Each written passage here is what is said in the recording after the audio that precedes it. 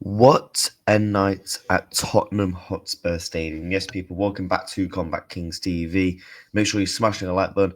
Make sure you're subscribing to the channel to stay up to date with the latest boxing results, boxing previews, boxing, everything on this channel.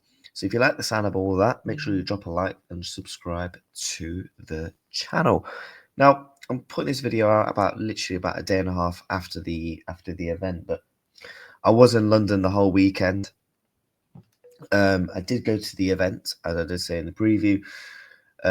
Before we actually talk on the fight, what an event! What an end to a chapter. I mean, I've been lucky enough to go to both the Chris Eubank Jr. Conor Benn fights, and you know what? From a spectacle of atmosphere, of build up, some of the best ones I've been to.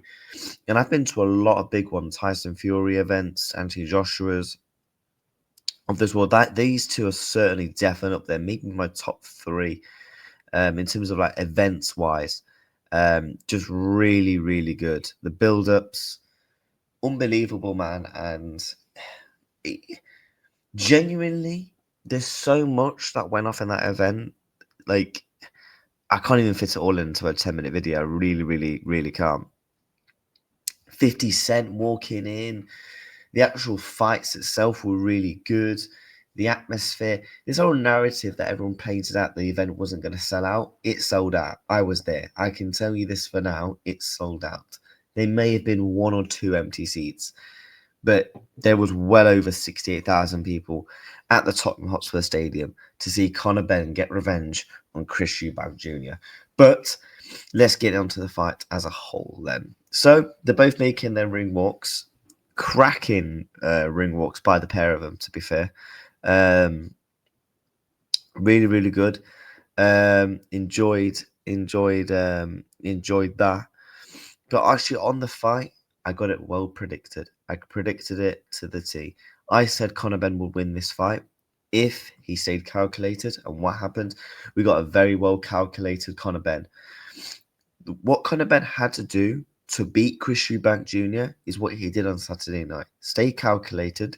Don't get emotionally dragged in, because I actually think Conor Benn is not a bad boxer. If you take away his punch power, his speed power, and the ferocity of the attacks that he can throw, coming down to boxing, I actually don't think he's that bad on it. He proved that on Saturday night. He absolutely dismantled, dominated, outclassed Chris Eubank Jr., who everyone was saying, if it goes to points, Conor Benn has to knock him out. He has to get a stoppage. He can't outwork Chris Eubank Jr. over 12 rounds. He can't outbox Chris Eubank Jr. over 12 rounds. Well, he did that. He did that. He won every single round, in my opinion. Maybe one where Chris Eubank Jr. landed a double nice combination. And that was kind of one of the highlights of one of the rounds.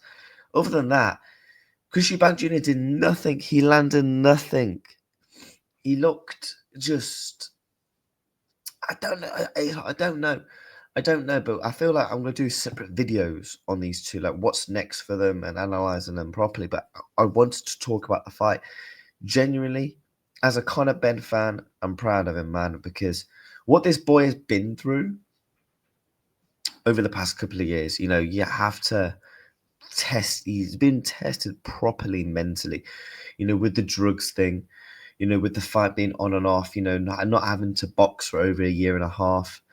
Then coming back off his first loss, especially to an arch rival in Chris Eubank Jr., to then come back in the rematch, stay calculated and stay composed mentally and mindset. I liked it. And ever since he lost that first fight, when I saw pictures of him straight back in the gym, just looking there mentally smart, working well with Tony Sims, his trainer, with Nigel, I knew he was going to win this rematch, because I just didn't think Chris Eubank Jr. could do what he did in the first fight again, with the rehydration clause, with the the weight drain that everyone just keeps talking about. I just thought Conor Benn would just be the fresher fighter. He's a fighter that can go for 3 minutes, 12 rounds. Can Chris Eubank Jr. do that again, with also being 36? I highly doubt it, and that's why I picked the fresher, younger man to win in Conor Benn. And he proved me right. He absolutely proved me right. Absolutely dominated Chris in there. And the talk is now, what happens next? Do we see a trilogy? I mean, Conor Benn kind of answered it himself.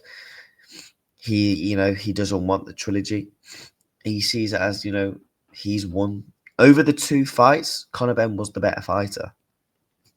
There was times in that first fight where Conor Benn could have, if he had a little bit more in the tank, I feel like he could have maybe got Chris out there a couple of times and absolutely dismantled him, knocked him down twice as well. Fair play to Chris, gets up straight away. And that's one thing Chris Eubank Jr. has always been quite good at. When he's hurt, he's always been able to get up straight away. You look at the times in the Liam Smith fight, kind of got up straight away after the referee blew it off. But obviously, Conor Benn's confirmed he's going to go back down to 147. So yeah, it's going to be very interesting to see what happens there. I think for Chris Eubank Jr., I think for him, I think he might retire. If I'm being honest, I think he's going to retire. I really, really do, because you have to think now what's left in that Chris Eubank Jr. tank.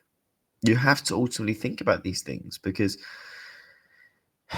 is a trilogy is there, of course. Trilogy is is there for him. I think he could fight a Hamza Shiraz. That would be a good fight, maybe at like the O2 Arena. But in terms of the big fights for Chris Eubank Jr., this is where I think he's going to retire, because he's not going to fight nowhere near a Crawford at 160 or 168. He's not going to fight a Saul Canelo Alvarez. If he'd have beat Conor Benn, those fights potentially would have been there. And obviously, he wouldn't have, actually, to be fair, he wouldn't have fought Crawford anyway, because they both have the same trainer in Bomac, so that he wouldn't have fought Crawford. But for him now, you probably look at him and you think, retire, because what else can Chris Eubank Jr. achieve? A Conor Benn trilogy, and that's really it. Maybe one or two domestic matchups, like I said, Hamza Shiraz. But those big, title shots that he wants, I think they're ultimately gone, in my opinion.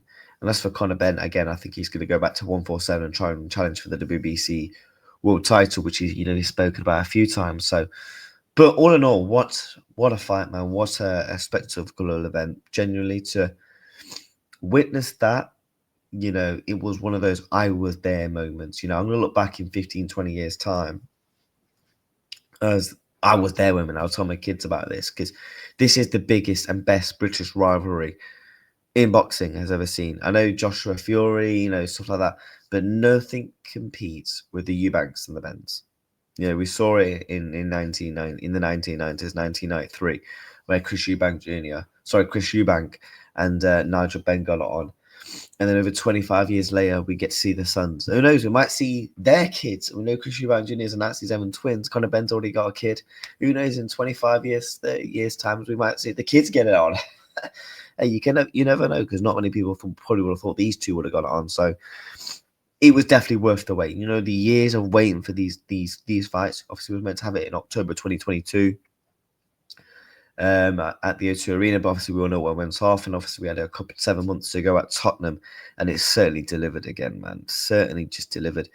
I feel like when these two are in the ring, you're always going to get a good fight. But for me, over the two fights, Conor Benn was definitely the way better fighter, and proved it again in the rematch. And again, I got it correct. All Conor had to do, in my opinion, was stay calculated, stay emotional. You saw it in the build-up, in the press conference, in the weigh-in.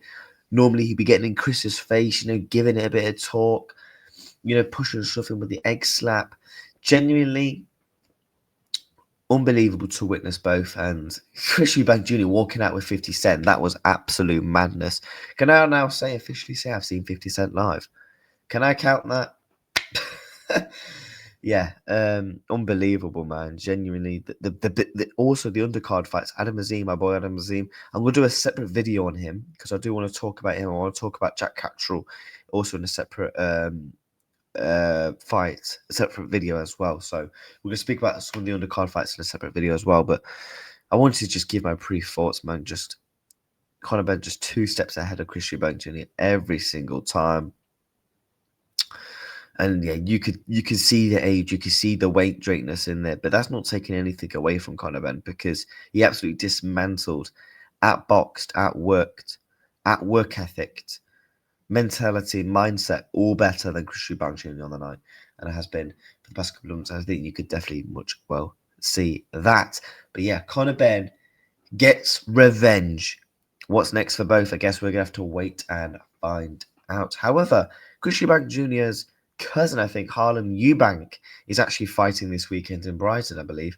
So, yeah, it's gonna be interesting to see what happens for that. But yeah, thank you everyone so much for watching. Take care, and I'll see you all very soon.